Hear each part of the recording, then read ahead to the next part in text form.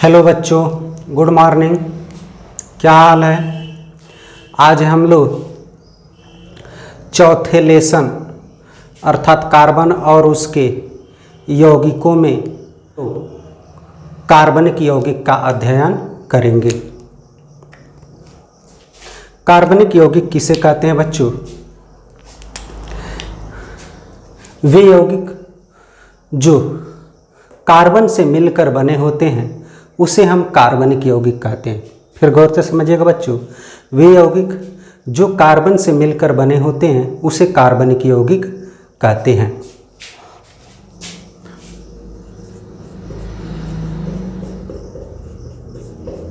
वे यौगिक जो कार्बन से मिलकर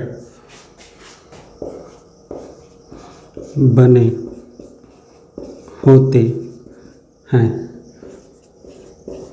उन्हें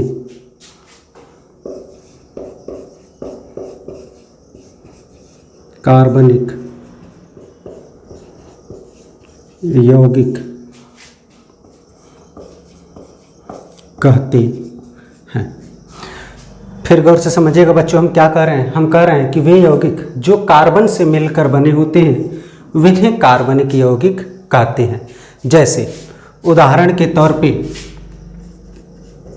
CH4, C2H6, C3H8, ये सभी आपके क्या हैं? कार्बनिक यौगिक हैं। इसी प्रकार से CH3OH, CH3, CH2OH, CH3, CHO, CH3COOH, ये सभी आपके क्या हैं बच्चों? कार्बनिक यौगिक हैं। क्लियर हो रहा है? तो कार्बनिक यौगिक इसे ही कहते हैं और इनकी संख्या लगभग अनगिनत है। कार्बनिक यौगिकों की संख्या क्या है बच्चों? अनगिनत है। लेकिन इसी में गौर से देखिएगा बच्चों, CO2, KCN, ये आपको ऐसे दिखाई दे रहे हैं, KClO3, ये आपको दिखाई दे रहे हैं। ये सभी आपके क्या कहलाते हैं भैया? अकार्बनिक यौगिक। ये क्या हैं? अकार्बनिक यौगिक हैं। क्लियर हो रहा है बच्चों? तो यहाँ तक आप लोगों को क्लियर हुआ? तो अब हम आगे बढ़ते हैं। अब हम लोग पढ़ेंगे कार्बनिक यौगिक की विशेषता। कार्बनिक यौगिक की विशेषता।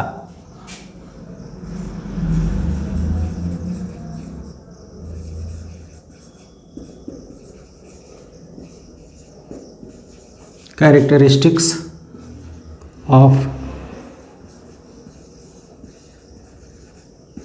Organic compound.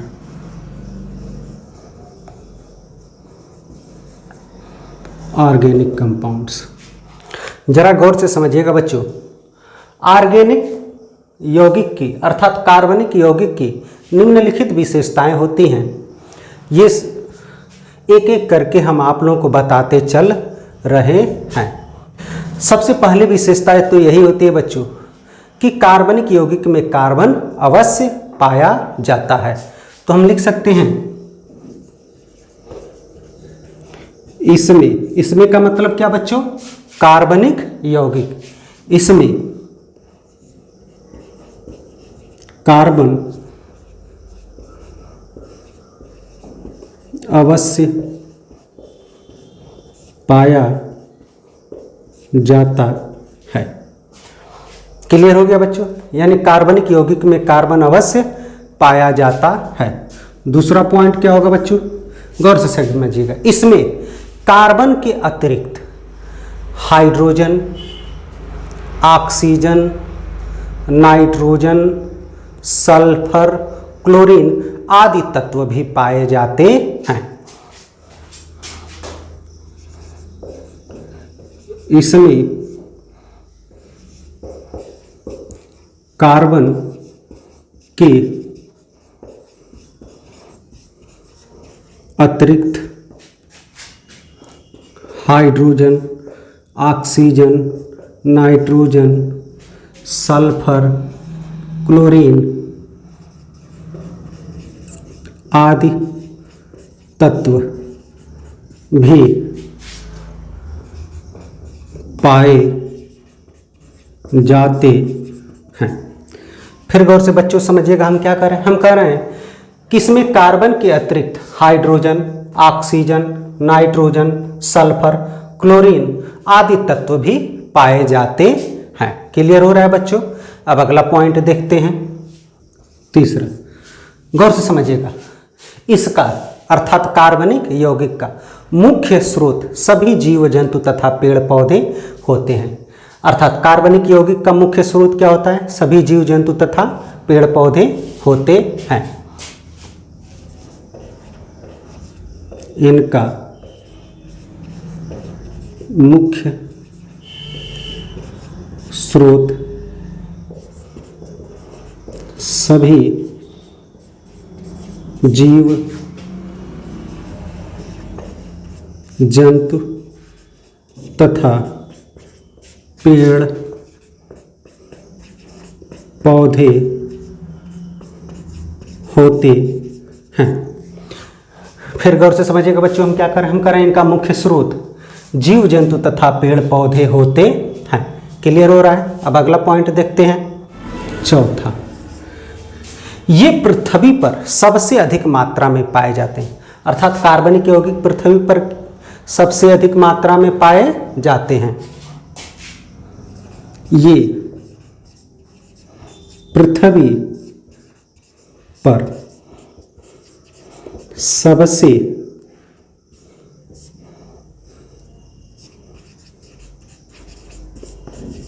अधिक मात्रा में पाए जाते हैं। क्या होते भैया? अर्थात कार्बनिक यौगिक पृथ्वी पर सबसे अधिक मात्रा में पाए जाते हैं। क्लियर हो रहा है बच्चों? अगला पॉइंट, कार्बनिक यौगिक जल में अविलेय होते हैं। कार्बनिक यौगिक क्या होते हैं बच्चों? जल में अविलेय होते हैं। अर्थात ये जल में अविलेय होते हैं। ये जल में अविलेय होते हैं। क्लियर हो गया बच्चों? ये जल में क्या होते हैं? अविलेय होते हैं। लेकिन क्या बच्चों? एसीटोन, ईथर, क्लोरोफॉर्म आदि में विलेय होते हैं। अर्थात कार्बनिक यौगिक जल में क्या होते हैं? अविलेय होते हैं। लेकिन वहीं एसीटोन, क्लोरोफॉर्म, ईथर में क्या होते हैं? विलेय होते हैं। लेकिन ये एसीटोन, क्लोरोफॉर्म, ईथर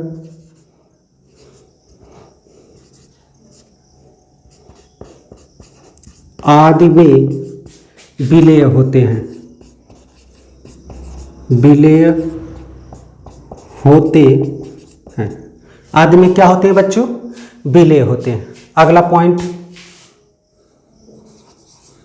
गौर से समझिएगा बच्चों, कार्बनिक यौगिकों का गलनांक और क्वथनांक कम होता है। कार्बनिक यौगिकों का गलनांक और क्वथनांक क्या होता है बच्चों?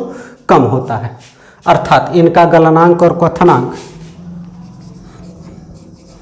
इनका गलनांक और क्वथनांक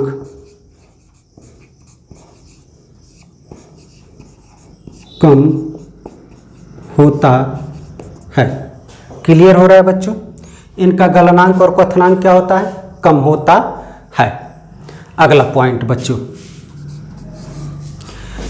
ये ज्वाला के साथ जलते हैं। अर्थात कार्बनिक यौगिकों जैसे आप लोग देखते हो एलपीजी गैस जलाते हैं, अर्थात हमारे घरों में जो भोजन बनाने वाली गैस होती हैं ये जलती हैं तो ज्वाला के साथ जलती हैं। लकड़ियाँ जलाते हो तो ज्वाला के साथ जलता है।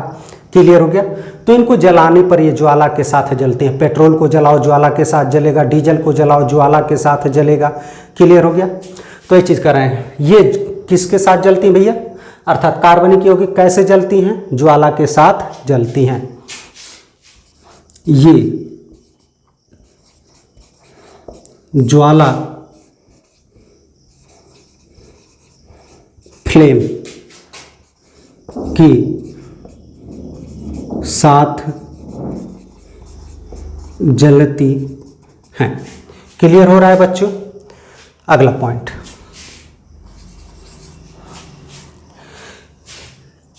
कार्बनिक यौगिकों में सहसंयोजी बंध पाया जाता है। हम लोग अभी अभी इससे अगले टॉपिक में पढ़े हैं बच्चों, सहसंयोजी बंध किसे कहते हैं। क्लियर हो रहा है? तो यही बंध यहाँ पाया जाता है। अर्थात कार्बनिक यौगिक में कौन सा बंध पाया जाता है? सहसंयोजी बंध पाया जाता है। तो लिखें, इनमें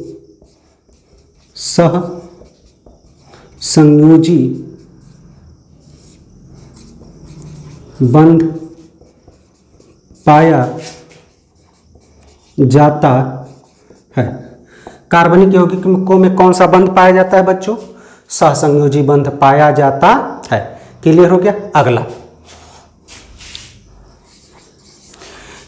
बच्चों, ये समावयवता का गुण प्रदर्शित करते हैं। किसका गुण प्रदर्शित करते हैं? समावयवता का गुण प्रदर्शित करते हैं।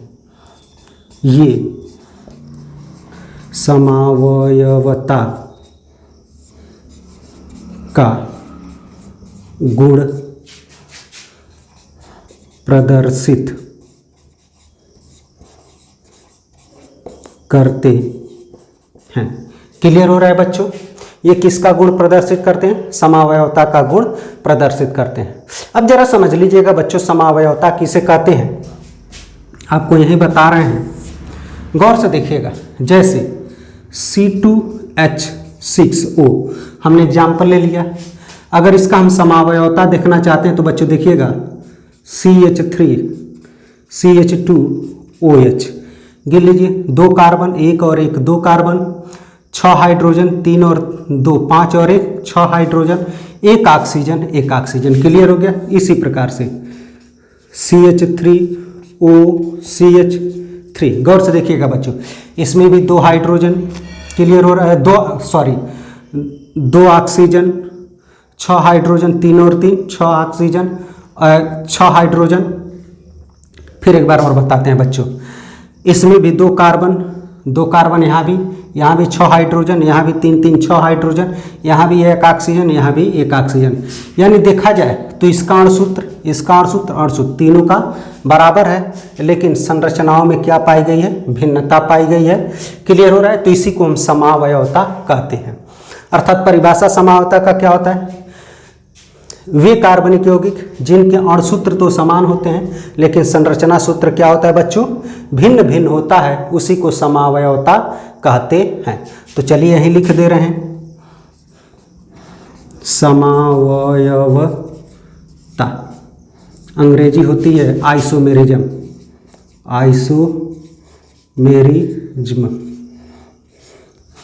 वे कार्बनिक यौगिक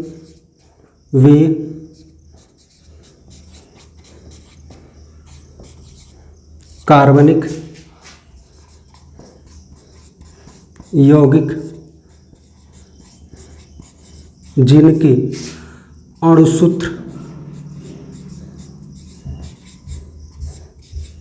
तो समान होते हैं, लेकिन संरचना सूत्र में भिन्नता पाई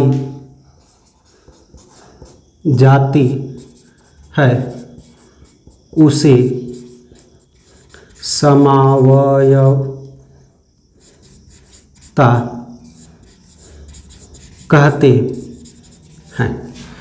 देखिए बच्चा, यही चीज़ हम लिखे हैं। और सूत्र क्या होते हैं? समान। और सूत्र तीनों के समान हैं, लेकिन संरचना सूत्र देखिए, ये आपका एथिल एल्कोहल है और यह ईथर है। संरचना सूत्र में भिन्नता पाई गई, यही आपकी क्या कहलाती है? समावयवता कहलाती है। क्लियर हो रहा है बच्चों? समावयवता। अगला पॉइंट देखिएगा 10वां, ये अर्थात क्या भैया? कार्बनिक यौगिक विद्युत के कुचालक होते हैं। क्या होते हैं बच्चों? विद्युत के कुचालक होते हैं। ये विद्युत के कुचालक होते हैं। तो फिर एक बार और आप लोगों को बताते हैं बच्चों कि कार्बनिक यौगिक की विशेषता क्या है। कार्बनिक यौगिक की निम्नलिखित विशेषताएं हैं। नंबर 1, इनमें कार्बन अवश्य पाया जाता है। कार्बनिक यौगिकों में क्या बच्चों? कार्बन अवश्य पाया जाता है। और इनमें कार्बन के अतिरिक्त hydrogen, oxygen, nitrogen, sulphur, chlorine आदि तत्व भी उपस्थित हो सकते हैं। क्लियर हो गया? अगला सुनिएगा, कार्बनिक यौगिक अर्थात इनका मुख्य स्रोत क्या होता है? सभी जीव जंतु होते हैं। कार्बनिक यौगिकों का मुख्य स्रोत क्या होता है? सभी जीव जंतु होते हैं। पृथ्वी पर ये सबसे अधिक मात्रा में पाए जाते हैं, अर्थात कार्बनिक यौगिक पृथ्वी पर सबसे अधिक मात्रा में पाए जाते हैं। कार्बनिक यौगिक जल में क्या होते हैं? अविलेय होते हैं। कार्बनिक यौगिक का गलनांक और क्वथनांक क्या होता है बच्चों? कम होता है। ये ज्वाला के साथ जलते हैं। ये सहसंयोजी बंध बनाते हैं, अर्थात कार्बनिक यौगिक में कौन सा बंध पाया जाता है? सहसंयोजी बंध पाया जाता है। कार्बनिक यौगिक क्या प्रदर्शित करते हैं? समावयवता का गुण प्रदर्शित करते हैं। ये विद्युत के कुचालक होते हैं, अर्थात कार्बनिक यौगिक क्या होते हैं? विद्युत के कुचालक होते हैं। इसमें विद्युत धारा प्रवाहित नहीं की जा सकती है। समझ में आ गया बच्चों? समझ में आ गया होगा तो स्क्रीनशॉट ले लीजिए।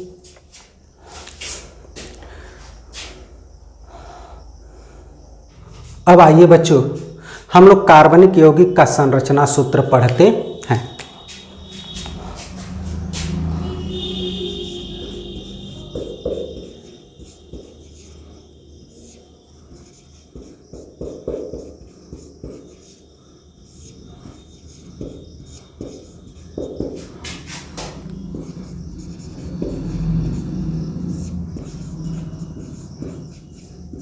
कार्बनिक यौगिक का संरचना सूत्र।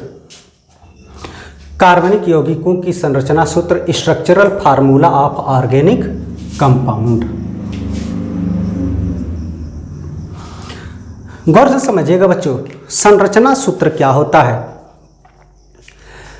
कोई भी यौगिक होता है, उस यौगिक के एक अणु में कितनी परमाणुओं की संख्या है, वही संरचना सूत्र होती है। अर्थात किसी यौगिक के एक अणु में जितने परमाणु उपस्थित होते हैं, वही कार्बनिक यौगिक की संरचना सूत्र कहलाती है। अर्थात इसको इस प्रकार से भी कह सकते हैं कि कार्बनिक यौगिक के एक अणु में जितने परमाणु उपस्थित होते हैं, उसी को हम कार्बनिक यौगिकों की संरचना सूत्र कहते हैं। यौगिक की संरचना सूत्र यह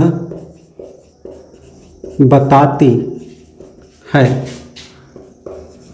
कि उसके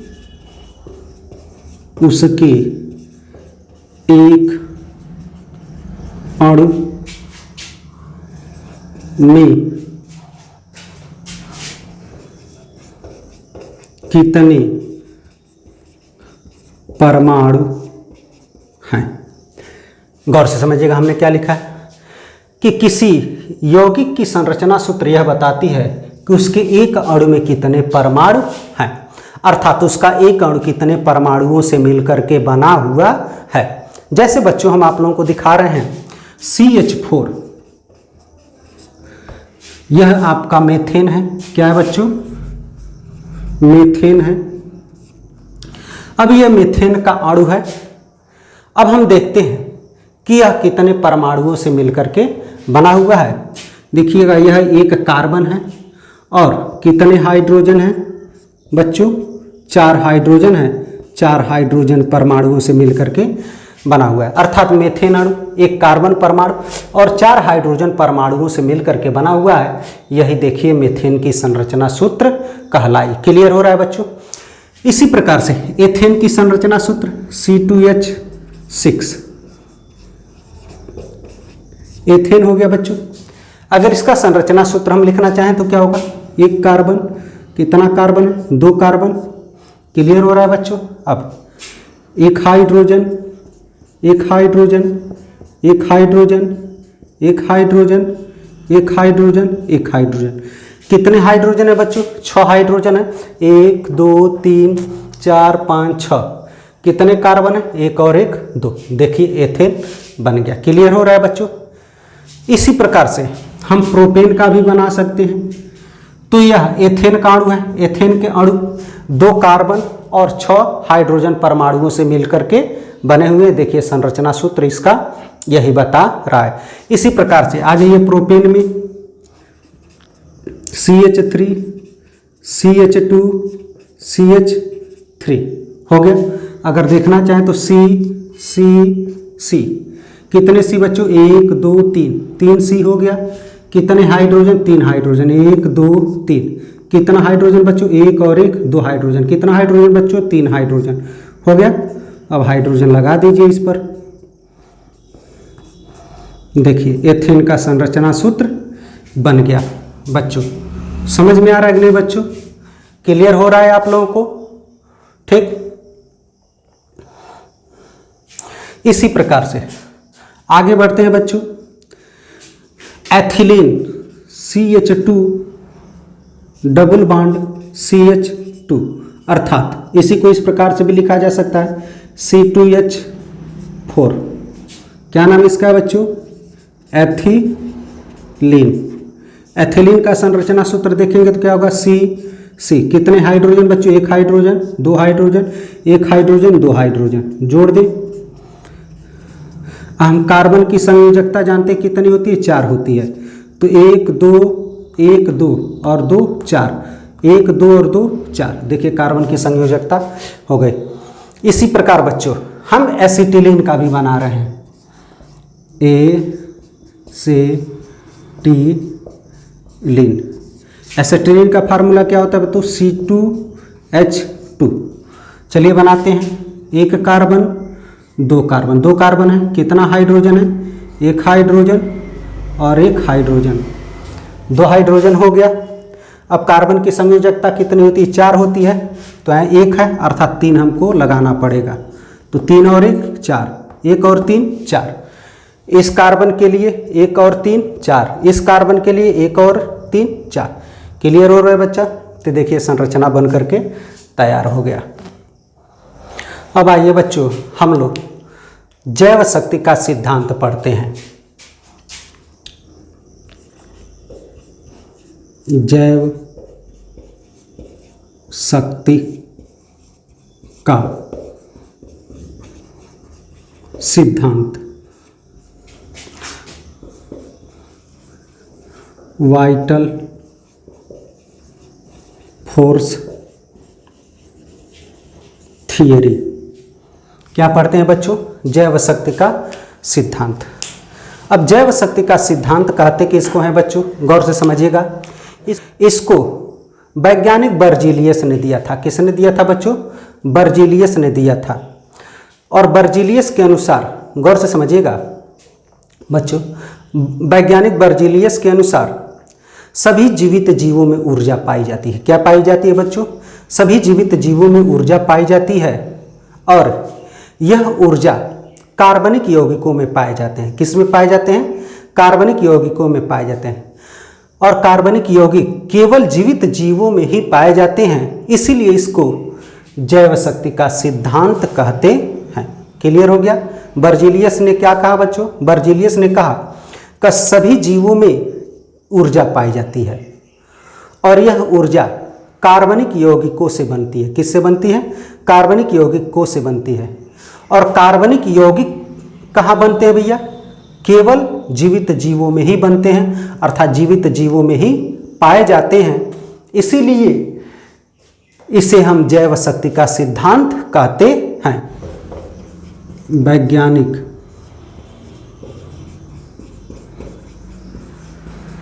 बर्जीलियस के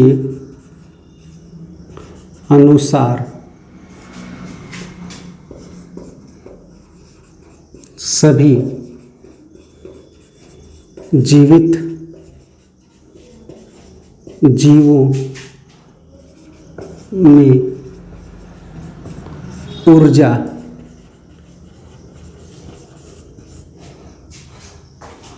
पाई जाती है।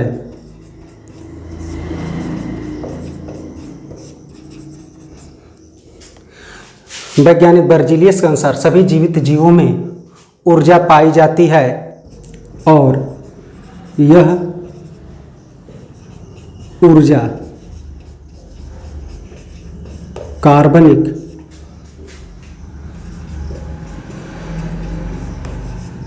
यौगिकों से प्राप्त होती है और ये कार्बनिक यौगिक केवल जीवित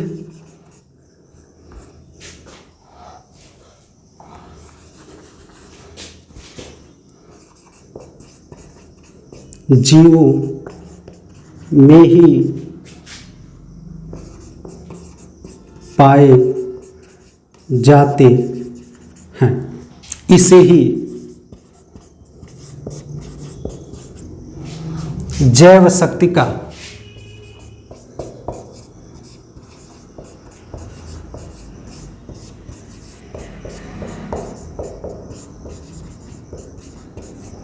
सिद्धांत कहते हैं। क्लियर हो रहा है बच्चों? एक बार और आप लोगों को बता रहे हैं कि जैव शक्ति का सिद्धांत किसे कहते हैं। वैज्ञानिक बर्जीलियस के अनुसार सभी जीवित जीवों में, चाहे वह पशु हो, पक्षी हो, हरे पेड़ पौधे हो, मनुष्य हो, सभी जीवित जीवों में एक प्रकार की ऊर्जा पाई जाती है। क्या पाई जाती है बच्चों? ऊर्जा पाई जाती है और यह ऊर्जा जो होती है कार्बनिक यौगिकों से प्राप्त होती है। किससे प्राप्त होती है बच्चों? कार्बनिक यौगिकों से प्राप्त होती है और ये कार्बनिक यौगिक केवल जीवित जीवों में ही बनते हैं। किस में बनते हैं बच्चों? केवल जीवित जीवों में ही बनते हैं। इसी को ही जैव शक्ति का सिद्धांत कहते हैं। फिर गौर से समझिएगा बच्चों, वैज्ञानिक बर्जीलियस ने क्या कहा? बर्जीलियस ने हमको यह बताया कि जितने जीवित जीव इस ब्रह्मांड में हैं वे सभी जीवित जीवों में एक प्रकार की ऊर्जा पाई जाती है। क्लियर हो गया? और ये ऊर्जा जो होती है कार्बनिक यौगिकों से प्राप्त होती हैं। किससे प्राप्त होती है बच्चों? कार्बनिक यौगिकों से प्राप्त होती हैं। और ये कार्बनिक यौगिक कहाँ पाई जाती हैं? ये कार्बनिक यौगिक केवल जीवित जीवों में ही पाई जाती हैं, कहीं और नहीं पाई जाती हैं। इसी को ही जैव शक्ति का सिद्धांत कहते हैं। यह थियरी को किसने दिया था भैया?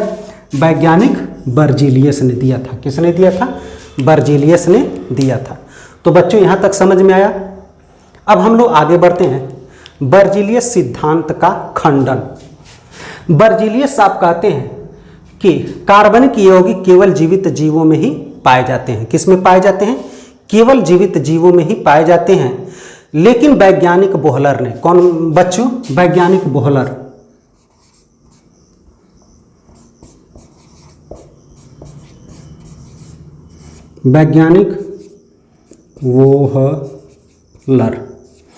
वैज्ञानिक बोहलर ने प्रथम कार्बनिक यौगिक, क्या बच्चों?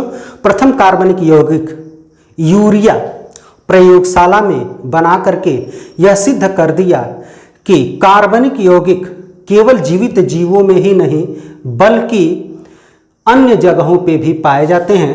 जैसे खनिज हो गया, खनिजों में भी पाए जाते हैं, अर्थात अकार्बनिक यौगिकों में भी पाए जाते हैं। फिर गौर से समझिएगा बच्चों, वैज्ञानिक बोहलर ने अकार्बनिक यौगिक लेकर के क्या अकार्बनिक यौगिक लिया भैया?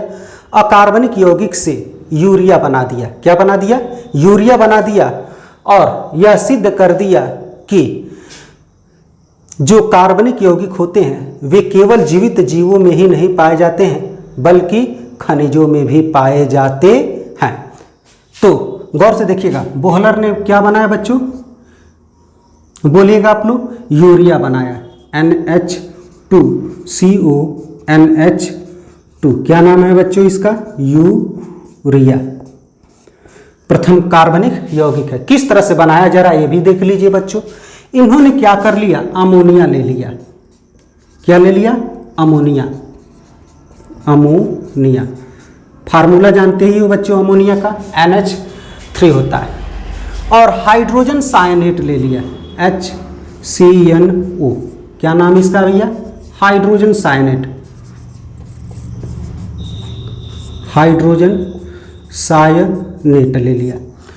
अब इन दोनों को लेकर के प्रयोगशाला में गर्म किया। क्या किया बच्चों? गर्म किया। तो बना क्या? गौर से देखिएगा, यह हाइड्रोजन यहाँ चल गया, हो गया आपका NH4C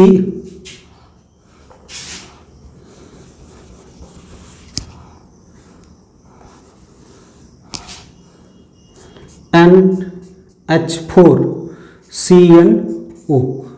नाम क्या होगा बच्चों? Ammonium cyanate. अमोनियम सायनेट बन गया बच्चों। अब इस अमोनियम सायनेट बन गया तो इस अमोनियम सायनेट को फिर इन्होंने गर्म किया, NH4CnO को इन्होंने गर्म किया तो बना क्या बच्चों? NH2। यहाँ से हमने ले लिया। फिर यहाँ से हम क्या ले लें बच्चों? बोलिएगा। CO ले लिया। फिर यहाँ हमारा एक N बचा और यहाँ से H2 बचा, NH2। देखिए यूरिया बन गया। क्लियर है बच्चों? इसी तरह से इन्होंने प्रयोगशाला में बनाया। समझ में आ रहा है? अब बच्चों जरा समझिएगा। इसी प्रकार से अगले वैज्ञानिक होते हैं वैज्ञानिक कोलबे।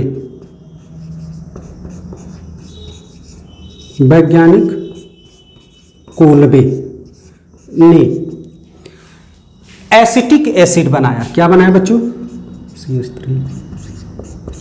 Acetic acid.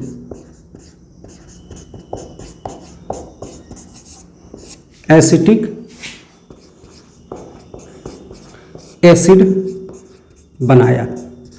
दूसरा कार्बनिक यौगिक कौन प्रयोगशाला में बना बच्चों? एसिटिक एसिड बना। क्या बना? एसिटिक एसिड बना।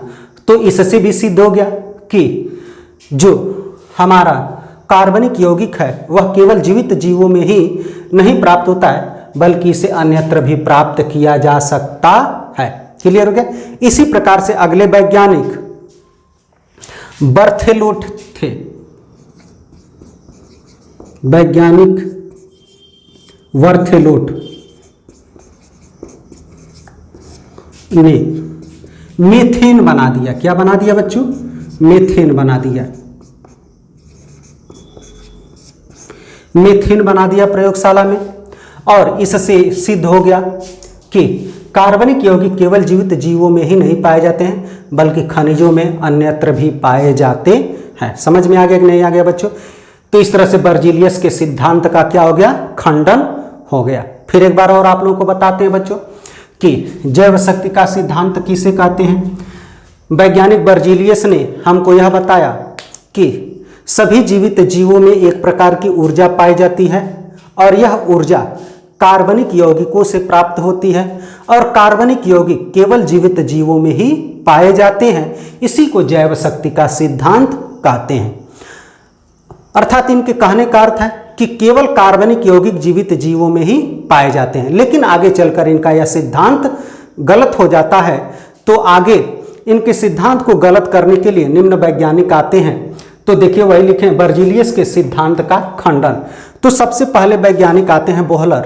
बोहलर ने सबसे पहले प्रयोगशाला में यूरिया बना करके यह सिद्ध कर दिया कि कार्बनिक यौगिक केवल जीवित जीवों में ही नहीं पाए जाते हैं, बल्कि इसको प्रयोगशाला में या अन्यत्र भी प्राप्त किया जा सकता है। दूसरे वैज्ञानिक इसके बाद आते हैं वैज्ञानिक कोल्बे।